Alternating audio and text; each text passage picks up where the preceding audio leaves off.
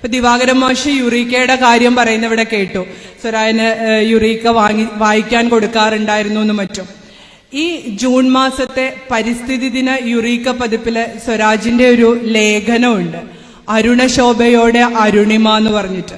ഞാനത് വായിച്ചപ്പോ ആ 2ാം ക്ലാസ്സുകാരൻ അതിൽ നിന്ന് ഒരുപാട് മാഷ്ക്കും ആ മാറ്റം തോന്നുന്നുണ്ടാവില്ല. കാരണം മാഷ് അന്നേ ആ തിരിച്ചറിവിലെത്തിയ ഒരാളാണ്, ഇത്രയും കഴിവുള്ള ഒരാളാണെന്നുള്ള തിരിച്ചറിവിലെത്തിയ ആളാണ്. എന്ത് രസമായിട്ടാണ് ആ ലേഖനം എഴുതിയിരിക്കുന്നതെന്നറിയോ?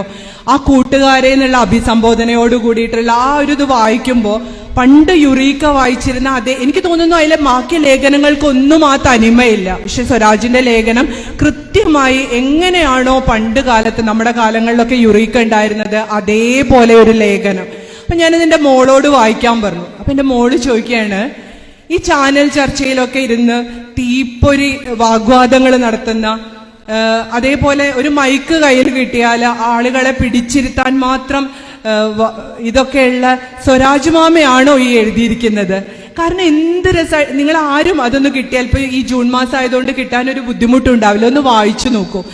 സ്വരാജ് അല്ലെങ്കിലും എനിക്ക് തോന്നുന്നു അങ്ങനെ ഒരു പ്രത്യേക കഴിവുണ്ട്. എനിക്ക് തോന്നുന്നത് സ്വരാജ് ഏറ്റവും നല്ലൊരു അധ്യാപകനാണ് എന്നാണ്. ഞാനൊരു അധ്യാപികയാണ്, പക്ഷെ എനിക്ക് അങ്ങനെ ഒരു കഴിവേ ഇല്ല ആളുകളിലേക്ക് ഇറങ്ങിച്ചെല്ലാൻ. കൊത്തിവെച്ച പോലെ സ്വരാജ് പറയുന്ന എന്തും കേൾക്കുന്നവരിൽ ഇങ്ങനെ കൊത്തിവെക്കപ്പെട്ട പോലെ നിൽക്കും.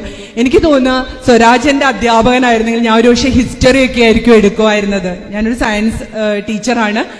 കാരണം നമ്മളിപ്പോ ഹിസ്റ്ററി ഒക്കെ ആവുമ്പോൾ ഒരുപാട് കാര്യങ്ങൾ മനസ്സിൽ എടുക്കണ്ടേ, അപ്പൊ അതിന് കുറച്ച് ബുദ്ധിമുട്ടല്ലേ. പക്ഷെ സ്വരാജാണ് ഒരു സാധനം നമുക്ക് പറയുന്നെങ്കിൽ, കാരണം ഒരുപാട് പ്രസംഗങ്ങൾ കേട്ട് പരിചയമുള്ളത് കൊണ്ടാണ് ഞാനിങ്ങനെ പറയുന്നത്.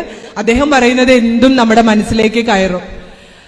പിന്നെ ഇതേപോലെ എനിക്ക് പറയാനുള്ള മറ്റൊരു കാര്യം എന്താന്ന് വെച്ചാല്, എനിക്ക് തൃപ്പൂണിത്തുറയില് 2016 സ്വരാജ് മത്സരിക്കുന്ന സമയത്ത് പോണമെന്നും ഞാൻ പറഞ്ഞില്ലേ, 31 വർഷങ്ങൾക്ക് മുൻപ് എനിക്കറിയായിരുന്നു ആ ചെറുപ്പക്കാരന് വേണ്ടി ഇങ്ങനെ ഒരു വേദി പങ്കിടേണ്ടി വരും. ഞാൻ എൻ്റെ സുഹൃത്തുക്കളോടൊക്കെ പറയുമായിരുന്നു, ഇത് കേരള രാഷ്ട്രീയം കാണാൻ പോകുന്ന ഒരു മാറ്റം തന്നെയാണ്. കാരണം ഞങ്ങളുടെ കലാലയം അതുവരെ കണ്ട രാഷ്ട്രീയമല്ല സ്വരാജിന് ശേഷം ഉണ്ടായിരുന്നത്.